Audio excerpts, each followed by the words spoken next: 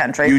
You don't get paid for consensus. You get paid for division. All right, Chris Cuomo, it's your hour. Take it away. All right, Elizabeth, always a pleasure. Chris Cuomo here. Welcome to NewsNation. So tonight I'm going to tell you something everyone in power knows, but they won't or arguably can't do anything about it. And it's not the news tonight on the biggest story in politics. This federal judge who says he found probable cause to find the Trump administration in contempt of court for refusing to follow the law in one of the two big immigration cases, right?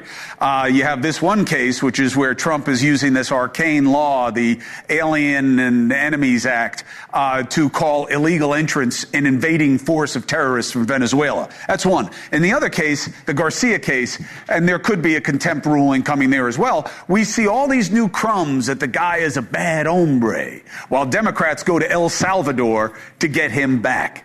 And guess what? I don't want to talk about either of them. Why? Because I believe they're both distractions. Immigration matters. Look, right? None of this is really what needs to change. Not really, okay? We're focused on it. Why? Because we're being manipulated. Trump looks so much better fighting to remove an alleged bad hombre, and he knows it. And he knows so many of you want someone to challenge the legal system. So he's killing two birds with one stone, right? And it distracts from what? Where he looks terrible, which is the economy.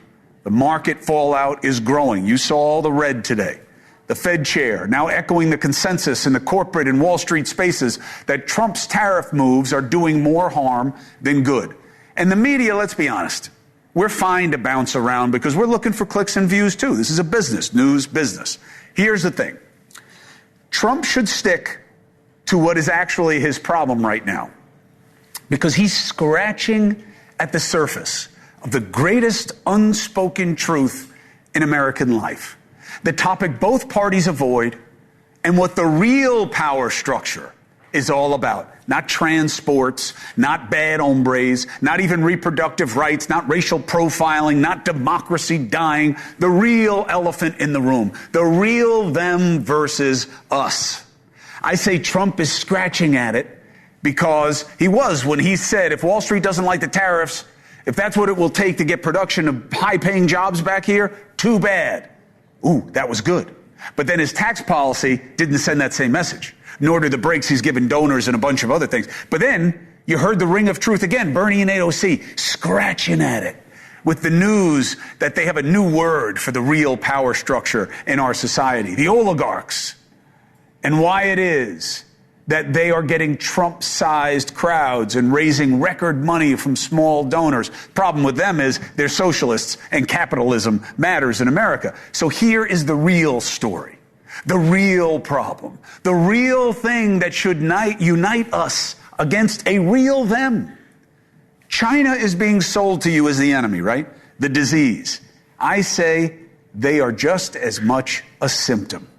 The reason we don't make the stuff we wear, but much, much more importantly, the chips, the processors, the reason we're not leading with the robotics factories, the reason they're not all over the place, the reason we don't have clean, new, mini nuclear plants doing so much for our energy, the reason the tax code seems to have loopholes for everyone but you, is because the system is designed by and for and controlled by and for and financed by and for the corporate elites. That is the real establishment. Everything comes from that.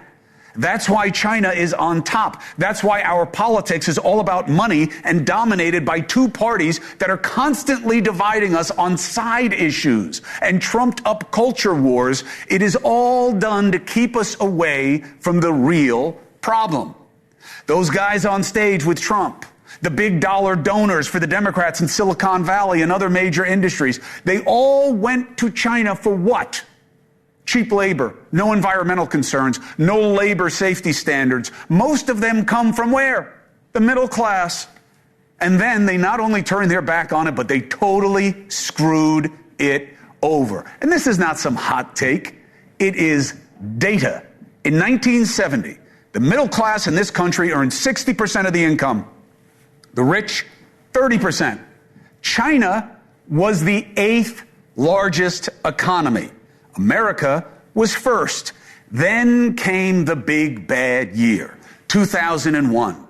What does this have to do with 9/11? I'm not talking about 9/11. 9/11 was a major catastrophe. Something else happened in 2001. You know what it was? China getting into the WTO, the World Trade Organization. 4 years later, China, fourth biggest economy. Why? Millions of jobs from here sent there. Hey, but that's globalization. We got cheap stuff in return. Okay, but now don't we see that the cost of that cheap stuff was losing what really had value?